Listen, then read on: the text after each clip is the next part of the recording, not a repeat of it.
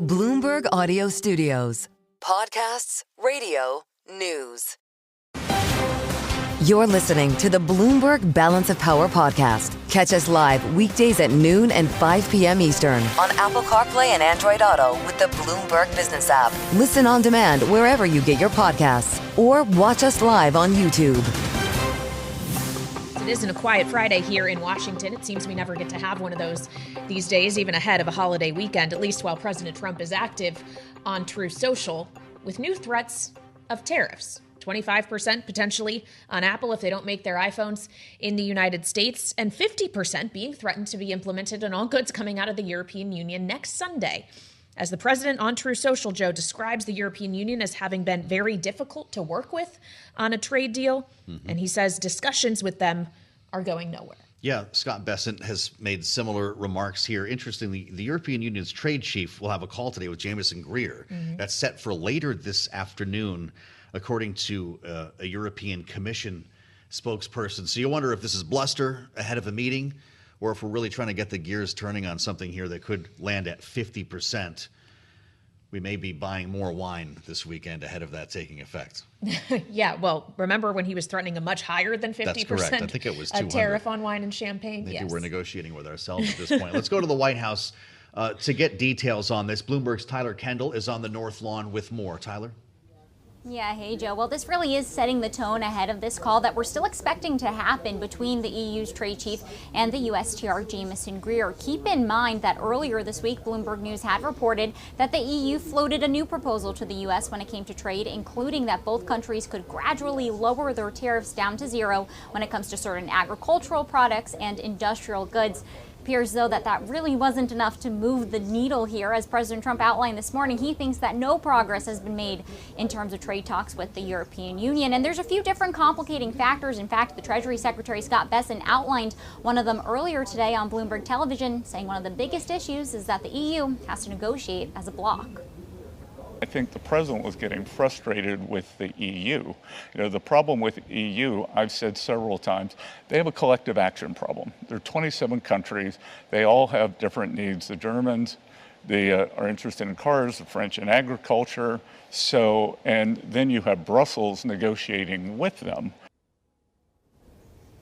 That can also make it difficult to address some of this White House's demands when it comes to what they like to call those non-monetary trade barriers. President Trump highlighted them in his post on Truth Social earlier today, including the VAT, the value-added taxes, which the European Union really has said is fair and that isn't going to really be up for negotiations when it comes to trade talks. So we're going to have to see how this develops. Of course, Joe and Kailey, if this escalation did go into effect, it would be a pretty big one. Bloomberg Economics estimates that if that 50% tariff went into play, it would ultimately cut EU exports to the U.S. by more than half. All right, Bloomberg's Tyler Kendall live on the White House North Lawn here on Bloomberg TV and radio. Thank you so much. As we are tracking this from here in Washington, we also have our eyes on New York today, really all week. As Joe mentioned earlier, it's Fleet Week in New York and up there for the festivities. And joining us now for an interview here on Balance of Power is Admiral Daryl Caudle, commander of the U.S. Fleet Forces Command. He's with us from our headquarters up in New York City. Admiral, thank you so much for your time. Obviously, Fleet Week is about showing off and honoring the service members who serve on these vessels. But I do want to ask you about the size of the fleet as we begin our conversation here. As we look at specifically the comparison with China, the U.S. Navy as of now has 296 ships in its fleet. China's is on pace to surpass 400 this year. Is there any way for us to possibly catch up? Well, first of all, thank you for having me. I really do appreciate it being on Balance of Power. I just love the title of the show and being a Navy commander and having a chance to talk with you today, Kailey. I get this question a lot about the difference in size of the Chinese fleet versus the U.S. fleet, shipbuilding capacity differences. And I just want to assure you and others that will be listening that I don't worry about it too much. We do consider China to be our pacing threat. We are concerned with their shipbuilding capacity, but, there is nothing that beats the quality of the U.S. Navy warship. There's nothing that beats our capability, our technology, and most of all, our sailors that are on board and crew those ships that just really is our true advantage.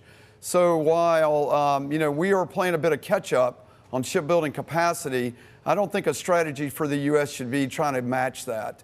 It's really our ability to have quality over quantity is really a better strategy for how we fight. Well, it's interesting, Admiral, and we do welcome you to the program. It's great to see you here. As we look at the parade of ships kicking off Fleet Week in the Hudson, it does bring that technology right in front of a lot of people who might not be as familiar with it as those who are in the defense space. The shipbuilding capacity, though, of the U.S. is something that the Trump administration has addressed with an executive order calling for the revitalization of shipbuilding. What is it that we need? Well, I'm thrilled that the Trump administration has done it. The president is really emphasizing it. This is commercial shipping, this is Navy shipping, this is all types where the U.S. has really divested in that capability, not so much with our warships, but in commercial shipping. So first of all, that capacity does need to increase, and we need to become more self-sufficient in our own, maritime services and not be so reliant on international building. But, from our warships in particular, we have a lot of ships on contract, and we are working hard to emphasize with those defense industrial partners that build those for us to actually deliver those on time and get back on track, as well as the maintenance contracts that we have. Those need to improve in their performance as well. So this emphasis on this and putting some heat and light on the shipbuilding industry and our industrial partners that work with us is extremely important for the U.S. to exercise our power projection globally, I think. Well, Admiral, here in Washington, we were tracking yesterday the passage of the so-called One Big Beautiful Bill in the House of Representatives that has a lot of President Trump's priorities in it, but also included an additional $150 billion in defense spending. Knowing that this administration has outlined other objectives, including the building out of this so-called Golden Dome, are you expecting the fleet to directly benefit from that additional funding? Is that funding, frankly, adequate, or is more needed? Well, I do think it's adequate. I really am very appreciative of the administration emphasizing defense spending and getting the budgets right. My job at U.S. Fleet Forces, our Atlantic Fleet, really emphasizes readiness, and readiness costs. And to have a military that's expeditionary like the Navy, on call, ready to go worldwide, globally, requires a high level of readiness. And that's across our ordnance capacities, our parts, supplies, and of course the training of our sailors. So I think the budget's appropriate, and the Navy's going to get a part of that, and that's going to help us sustain that. I do think the Golden Dome, in particular what you mentioned, that the Navy will also be a major player in that as well. The Navy is what protects our homeland from its two approaches, the Atlantic and the Pacific. And so the threats don't just come from intercontinental ballistic missiles, they can also come from submarine-launched cruise missiles. And that's where the Navy plays a prominent role in making sure that our homeland is protected against those threats. Well, as we consider readiness, Admiral, we have to talk about recruitment. It's something that we have heard this White House and the Defense Secretary talk about quite a bit. You're aiming to recruit a little over 40,000 new sailors this year in 2025. The Naval Institute says you're seeing the highest recruitment numbers in 2 decades. Will you exceed that goal? Sir, we are already exceeding that. We had a banner year last year, and a little over 40,000 last year. We got that goal this year. Right now, we're on pace. We are 4,000 sailors over where we were last year, and so we are enjoying record recruitment. And the recruiters across the country are just doing an incredible job to do that. It's very hard work. We are all in the same demand for this talent in our country. And when only less than 1% of everyone in our country serves, you can imagine a population of those that can do what we do for a living is quite small. And across the armed forces, we're all in demand for those. So I'm very proud of our Navy recruiters to achieve that. I would also mention to you that our retention is at a record high. So when we get folks in, they really enjoy what they're doing in the Navy. And I think that's tied to our incredible mission. And the Navy is out there, the away team, and so I think we're enjoying record retention as well. When you combine those, we're going to put a real dent in some of the gaps at sea that we have had over the last few years and really chip away at that to get our wholeness back with respect to manning our ships. I feel like I should disclose, Admiral, that I am the daughter of a naval aviator, and I know that he loved nothing more than flying F-14s. He spent a lot of time on these very vessels we're talking about themselves. But I want to talk about active service members who are finding that they have had their deployments on carriers and other supportive vessels extended, specifically in the Red Sea, as the U.S. has been engaged up until recently with Houthis, an Iranian proxy that, of course, was quite disruptive in the Red Sea in particular in recent years. The Truman is now heading home, but as we considered the multiple F-18s that actually fell off that carrier, tens of millions of dollars in aircraft lost, was there an over-deployment problem with the Truman or with anyone else stationed in the Red Sea? Is that why a truce had to be reached with the Houthis? All great questions. Our carrier strike groups project power and dominate and control sea lanes like no other thing there is. I mean, that's why the president, when a crisis happens, where's the nearest aircraft carrier and the nearest strike group? And so high demand for aircraft carriers. Because of that, in our force structure currently, we have essentially about a 3.0 presence worldwide, globally, all the time. And so we shoot for about a 7-month deployment. So every 36 months, we'd like to see our carriers and the strike group, cruisers and destroyers deploy for about 7 months every 36 months. When those get delayed, that does take a toll on our readiness. It makes the return maintenance availabilities, as we call them, maintenance periods, longer. It's harder on the ships. It's hard to recoup from that extended deployment from the impact it has on that readiness level.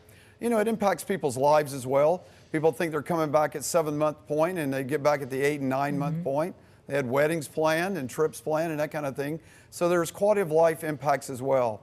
But make no mistake about it, there is no bigger compliment on earth than to be extended, to know you are the force across the joint force, that the President and the Secretary of Defense needs to be there to ensure we are deterring aggression, making sure the sea lanes of communication remain open.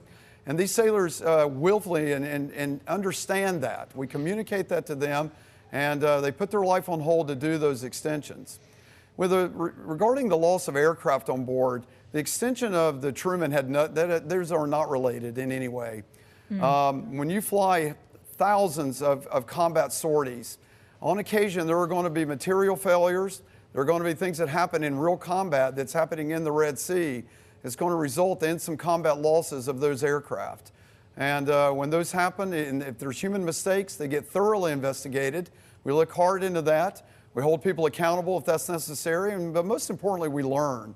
And we grow as a force, and we put those lessons learned back into the system on each training cycle to make sure we're understanding what went wrong, to make sure we never make those mistakes again.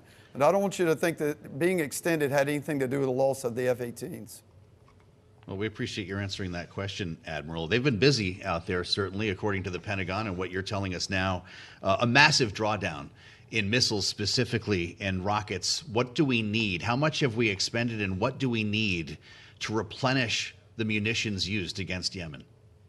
Well, high-end munitions like Standard Missile Series, Standard Missile 2, SM-2, SM-6, SM-3, the missiles we shoot from our destroyers and cruisers are critical offensive and defensive weapons.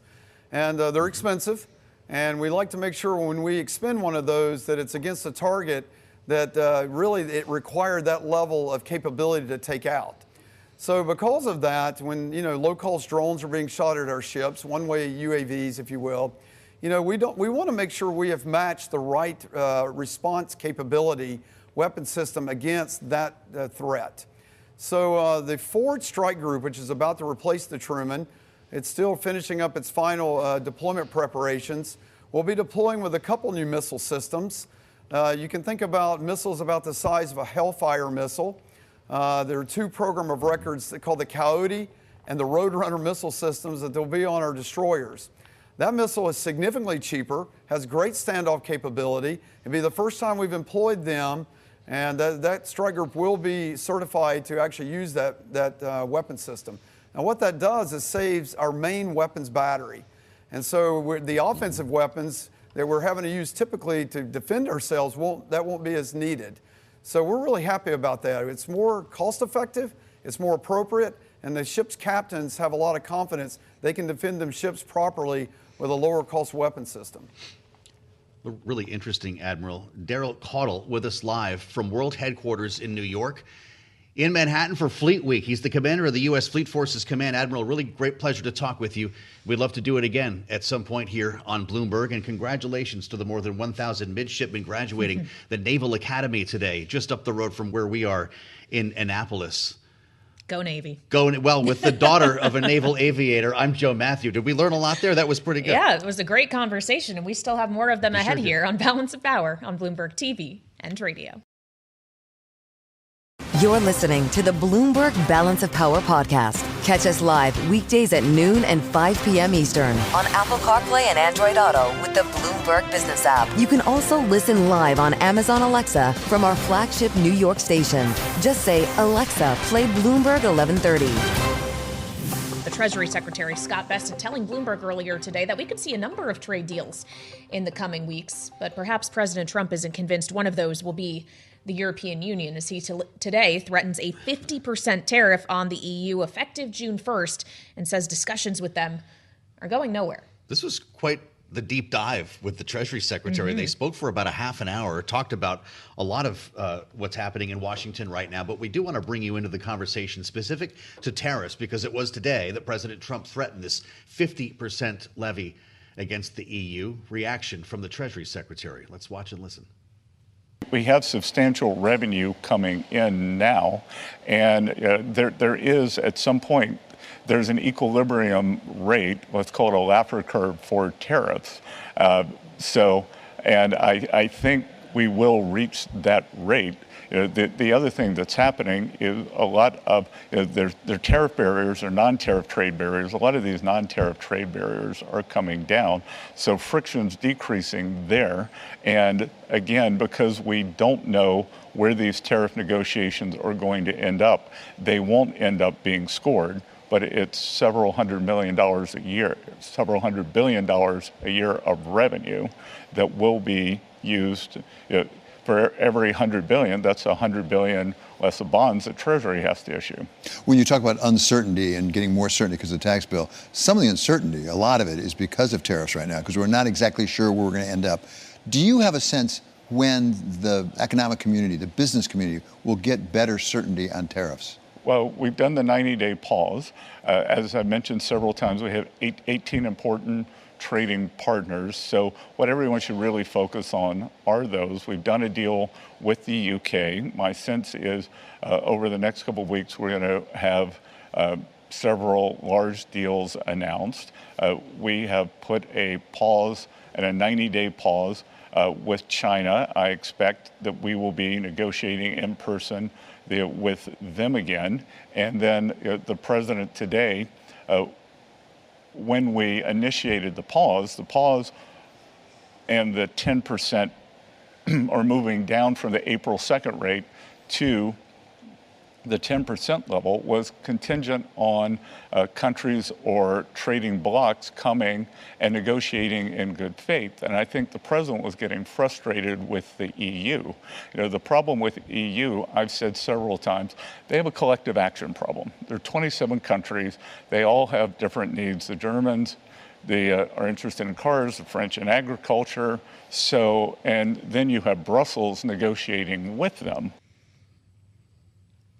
The Treasury Secretary, Scott Bessent, in conversation with Bloomberg Wall Street Week host David Weston. You can, of course, find that on Wall Street Week later tonight, but also on the Bloomberg terminal and online. Interesting to hear the Treasury Secretary specifically calling out the fact that this is a multi-nation bloc we're talking about when it comes to the European Union in particular. 27 countries have to agree, maybe making these negotiations harder. Of course, President Trump, in his True Social post, contending today that bloc was formed for the primary purpose of taking advantage of the United States on trade. He has repeatedly made this claim, Joe, even though it's not necessarily factually accurate. You wonder how all of this plays into the meeting today that our U.S. trade representative will have with Trade Minister for the European Union.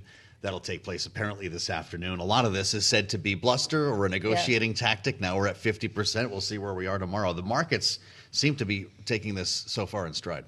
Yeah, so let's play it to our political panel now. Rick Davis and Jeannie Shanzano, Bloomberg Politics contributors, are both with us. Rick is Stone Court Capital Partner and Republican strategist. Jeannie, our Democratic analyst and Senior Democracy Fellow at the Center for the Study of the Presidency and Congress. Rick, when we look at the market reaction, which as Joe rightly points out, largely a shrug today, are we getting to the point where no one is actually taking these tariff threats from the president as seriously as they were, knowing how frequently they are walked back to have been proven essentially as just negotiating tactics?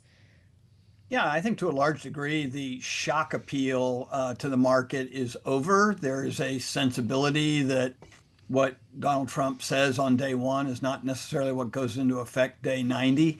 And so I think there's some reasoning, there's some rational actors now starting to look at this and saying, okay, we now have a pattern. We're going to follow the pattern rather than the rhetoric. And by the way, that was smart money in his first term. It wasn't what he said. You had to wait and see what he actually did.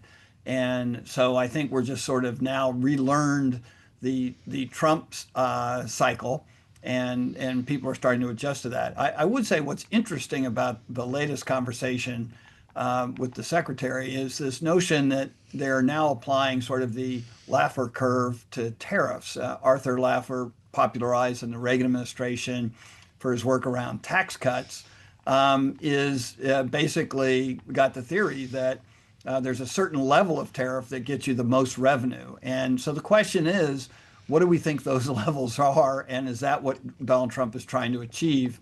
So I guess it's just wait and see what happens. But this next G7 meeting is going to say a lot about where we are with European tariffs, I'm sure.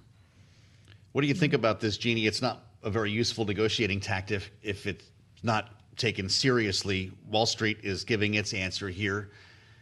Does the president become the boy who cried tariff? I think he'd be very frustrated to hear this conversation, and that's how it's being taken on Wall Street.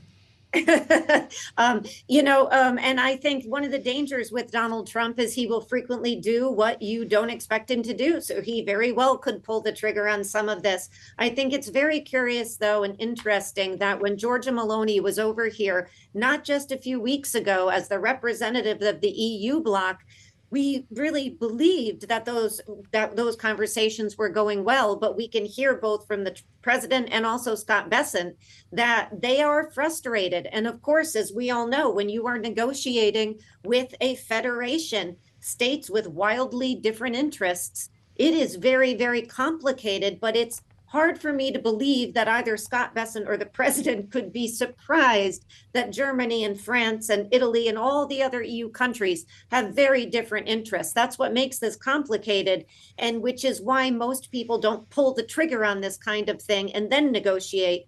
They do this in a more methodical manner than the president has been keen on doing so far. Well, of course, it's not just countries that are at play here. It's specific companies as well, Jeannie, as it's not just a 50% tariff he's threatened on the European Union, but also 25% on Apple if they don't make their iPhones in the United States. Knowing Tim Cook personally donated to his inaugural committee. He attended the inauguration. He's met with Trump at the White House. President Trump has told us repeatedly he's been in conversations with Tim Cook. Is all of that for nothing? Is no tech company able to ingratiate itself enough for the president to feel that they can still make their products anywhere but the United States of America? Yeah, poor Tim Cook. And he was actually at the White House on Tuesday. I actually shouldn't say poor Tim Cook. I don't think he's that poor. But, he's been trying to ingratiate himself. Even as I mentioned on Tuesday, he was there. But as we recall, when the president was in the Middle East, he vocally said he still has a little problem with Tim Cook. And that was his building all over India. And he said, I don't want him building there. I want him building here. Of course, that is far easier said than done.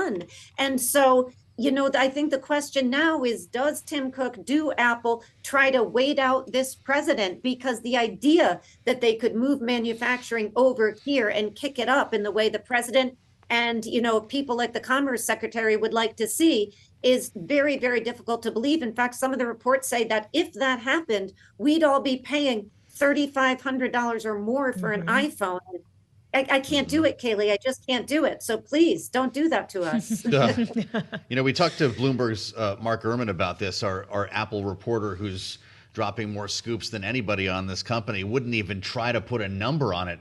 Ricky said it was unquantifiable. He also called it a pipe dream and never going to happen, the idea of Apple moving its manufacturing base here. You mentioned earlier, though, that if we did do that, it's not going to be the army of millions of people turning screws into phones, as Howard Lutnick said at one point. It's going to be likely AI-driven robotic manufacturing that makes that even feasible to take place here in the U.S., but it's coming at the same time that the president is trying to ban international students from going to Harvard. How do you get both? Yeah, that's the thing. I think they're mutually exclusive. You've got to have people who have that technical skill if you want to have manufacturing of these kind of technical items. And by the way, we need that for everything else we're doing. We're not even talking about quantum computing or AI. We're just talking about manufacturing. But when you go to Detroit, when you go to around the country where people are manufacturing, it's robotics that matter. It's AI that matters. It's not, sort of the typical labor that we're used to. I've been to a Foxconn manufacturing facility. I mean, it's very few people and a lot of mechanical activity going on, all of which coordinated through, very, very sophisticated computer programming. So unless we have that capacity, we are never going to be able to achieve the kind of, quote, second industrial revolution that Donald Trump wants. But it still doesn't satisfy the fundamental supply chain needs and where we're going to find all the component parts to this.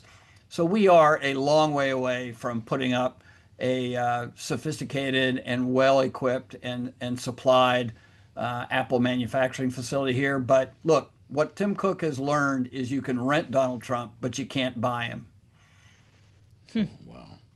You wonder how quiet the White House is going to be if the likes of Tim Cook and Jensen Huang can't get favorable treatment after coming to kiss the ring. Rick Davis and Jeannie Shanzano, thank you as always.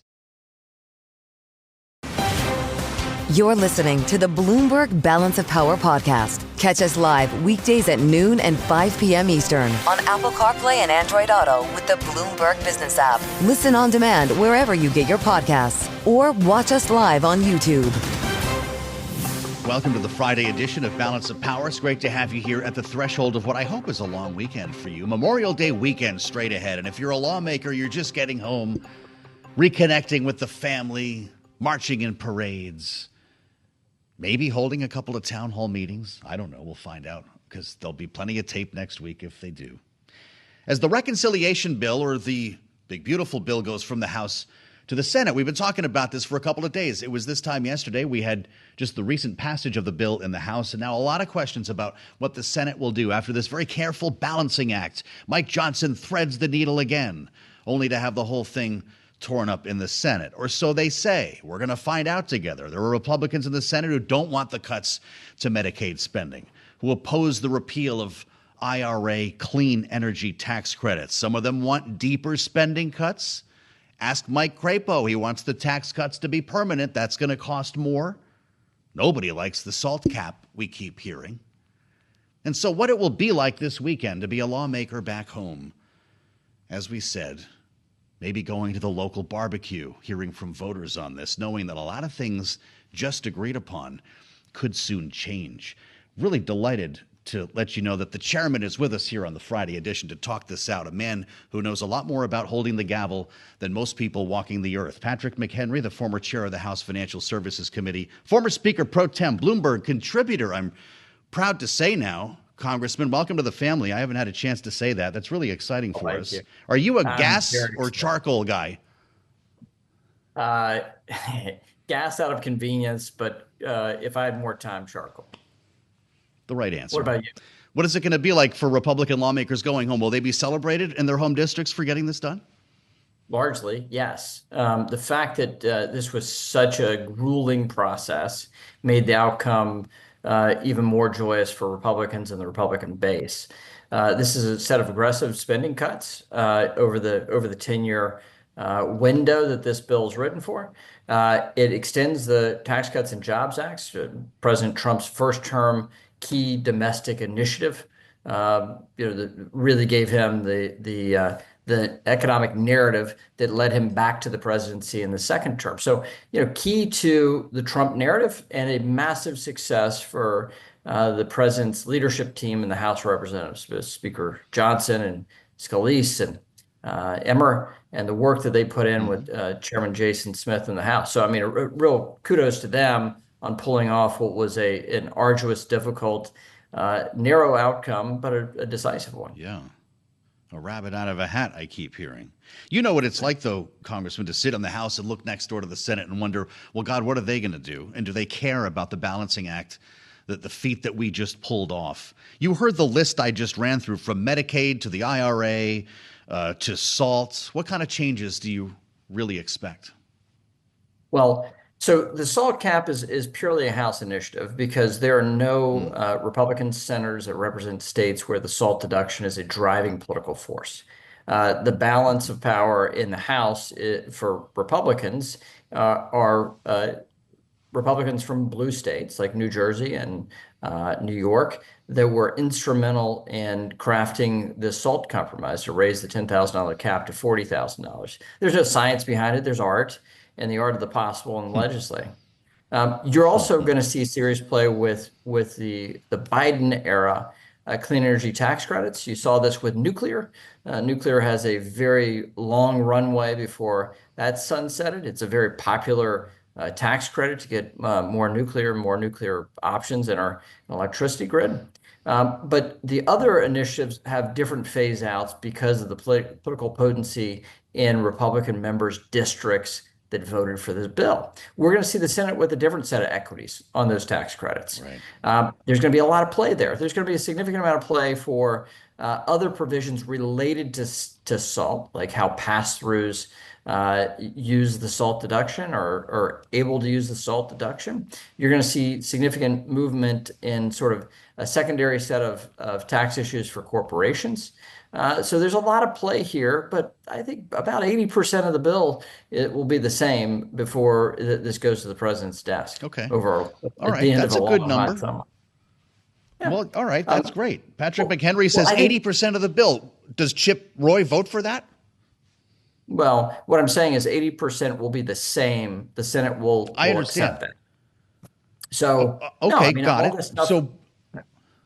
So how tortured will it be, I guess, when it comes back to the House? Oh, quite tortured. No, it's just so what happens is after you bake a compromise like this out of the House, just grueling every provision that you made changes to get somebody's vote is highly important to that member and to your one vote majority to get it out of the House, one vote margin to get it out of the House. So any change here does have huge political risk for passage. The weight of the presidency, though, which we saw was brought to bear on the House of Representatives, meant that maybe people did have serious disagreements. Maybe there were really fractious, nasty meetings for months, but the president closed the deal, and his helpmate in this is Speaker Johnson, and they closed the deal and got a bill out of the House. So what will happen now is that the U.S. Senate will have to act before the 4th of July recess in order to meet a timeline that is dictated by the debt ceiling deadline, which means the Congress needs to have this tax bill, which is largely an extension of the current code, frankly, with a number of spending cuts attached to it and some small changes to the code. They have to get the bill through the Senate before the 4th of July in order to have that bill to the president's desk by the end of July. This is a very tough task in a Congress with wide majorities for the party in power, and these are not wide majorities for House and Senate Republicans. So what will be K Street's posture over the course of June, and what will it be like to be a lawmaker sitting by the phone? This is where you make your bones. This is where legislators earn their keep. This is your paycheck for the whole Congress.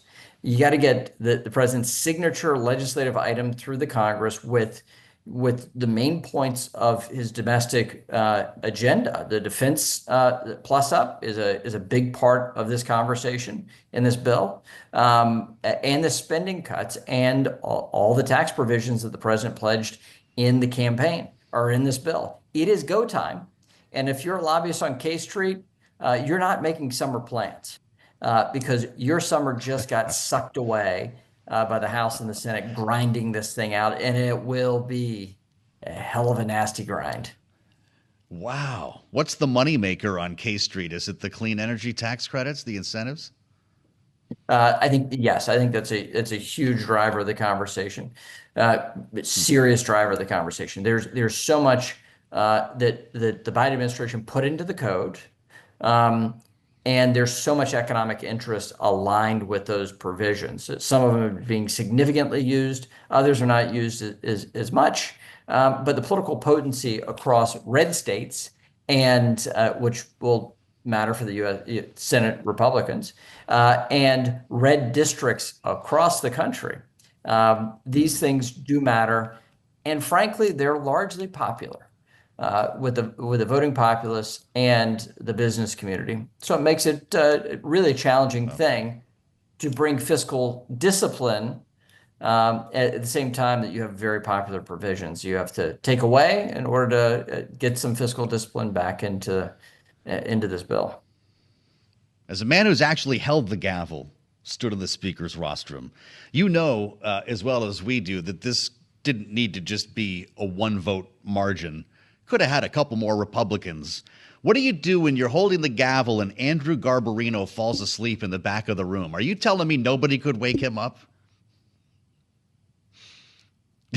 There are a couple of folks that slept across the last 2 weeks in Congress. Some Democratic members, some Republican members.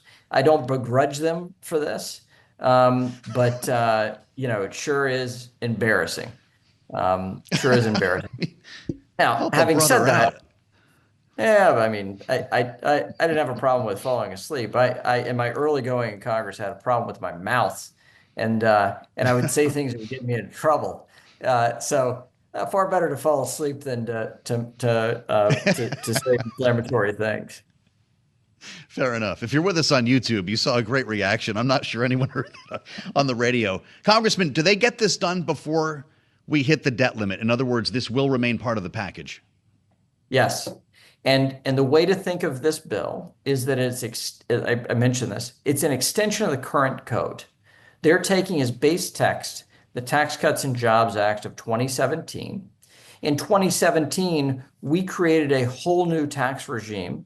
We didn't use any of the previous tax codes. So what you're talking about here is a set of changes that are modest in scope. You can look at them online, and you can see what the provisions, and you can actually see for yourself the provisions that they're altering and changing or adding. Yeah. And they're adding, for instance, no tax on tips, a few other items that the president's pledged in the campaign. But it's not a dramatic set of new things added to the code. It's revisions down, not really a great deal of additions to. So I think they can get it done. I think they can get it done by the end of July, but it is going to be a long, hot, nasty, cruel summer for House Republicans. We're so glad that you're going to be along for the ride, though. This is fantastic. Bloomberg contributor Patrick McHenry. I said it out loud, only on Bloomberg. Thanks for listening to the Balance of Power podcast. Make sure to subscribe if you haven't already at Apple, Spotify, or wherever you get your podcasts. And you can find us live every weekday from Washington, D.C. at noontime Eastern at Bloomberg.com.